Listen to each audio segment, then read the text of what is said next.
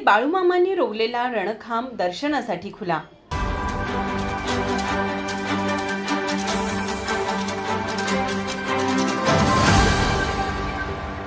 सद्गुरू बाळूमामा यांचे मूळ क्षेत्र म्हणून ख्याती असलेल्या कागल तालुक्यातील मेतके येथील श्री हालसिद्धनाथ बाळूमामा मंदिरात बाळूमामांनी रोवलेला रणखांब श्रावण महिन्याच्या निमित्ताने महिनाभर दर्शनासाठी खुला करण्यात आला।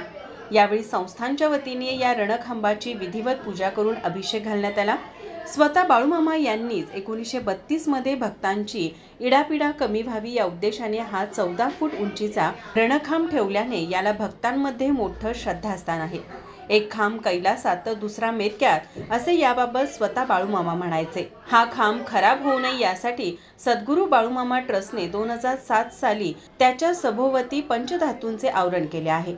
त्यामुळे मूळ खांब पंचधातूच्या आवरणामध्ये झाकल्याने त्याचा भक्तांना थेट स्पर्श होत नाही।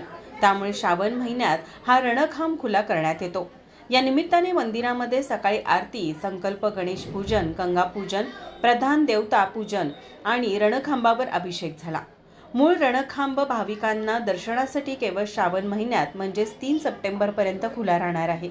यावेळी ट्रस्टचे अध्यक्ष RD पाटील, कार्याध्यक्ष पापा पाटील कौलवकर, सदस्य दयानंद पाटील, बळीराम मगर, देवाप्पा पुजारी, मोहन पाटील यांसह भक्त वर्ग उपस्थित होता।